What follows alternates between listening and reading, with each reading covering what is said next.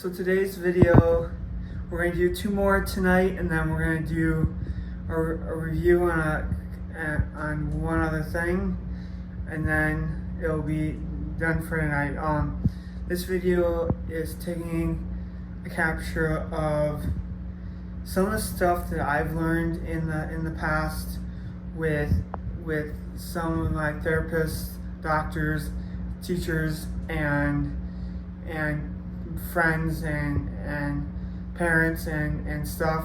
Not say more parents, but the rest of it to take on. And I just want to give you, just to let you know, I do have autism, and I want to know that this is my view on the world and how I take things in. So I hope you like it. When I was growing up, I had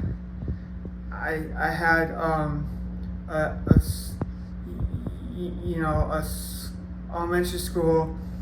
They kind of just took my self-talk as more of just he's gonna grow out of it, and that's about it. And I realized when I went to middle school, I said some things, and I got in trouble for it. But then high school came, and they basically kicked me out because the principal told me that unless I'm going to stop doing violent self-talk, I have to go to a different school and come back when I'm ready. And I can't just tell them that point that I'm going to stop, that I can stop, because I can't. At that point, I really couldn't stop because I didn't know why I was doing it. I didn't know really what it was all about. So I wish they would have brought someone in, or I wish the teachers would have did something other than just kick me out. But when I got expelled for the last 2 months of school, my therapist called school and got me back in. But I went to a special needs school called Fairview South in Brookfield, and I realized, and they actually tried. The teacher gave me some time where I could do self-talk, and then the rest of the time I'd have to stop, because she tried to teach me that there's times in the world when you can self-talk and there isn't. And I kind of liked that. I kind of liked how the teachers were trying to teach me something, how to take my self-talk and actually teach me how to use it for good or bad or anything, and just help me out instead of just take it. So then I went to a treatment program, and they kind of got it out of me to say, it wasn't just it's a thing he has. Yes, he's going to keep doing it, but there's ways of coping with it. There's ways of doing something with it. So then I realized I did it under stress. I realized that I do it when I'm in a place where I don't know how to handle a situation or how to handle something, and that gets me through the day. And I now I work at a grocery store, and some places I've been to, my dad takes me, or my mom takes me, or my helpers take me, is that in crowds. And sometimes when I'm alone in these crowds, I do self-talk because it gets my sensory levels down. It gets me more calm when I self-talk.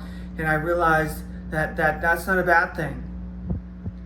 And we shouldn't in a society, we shouldn't just laugh at that or do anything about it. We should just let it go, because everyone in the world has something that they have a problem with, or something that they have a coping mechanism with in the world. And mine is self-talk, and others is other things. And I think that in the world that we need to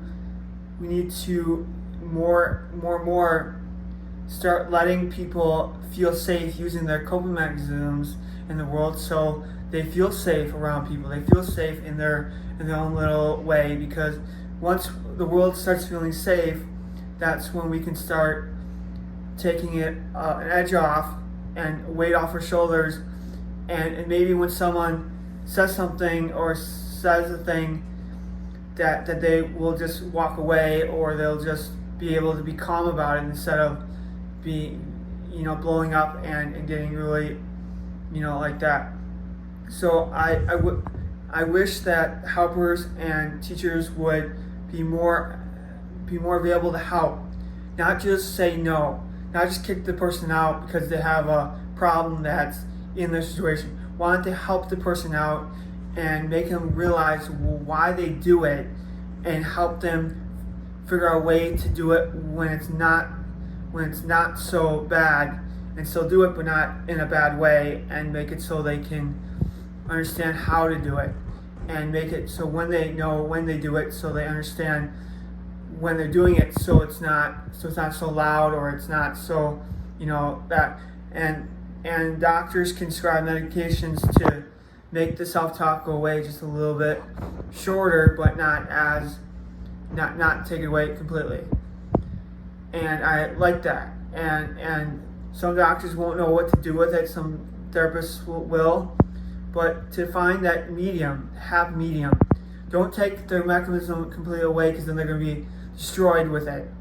Just do it enough where they can cope with it, and take it away, and take it just enough where they won't use it only when they really need it. Hi, I'm Ryan Kramer. Thanks for listening.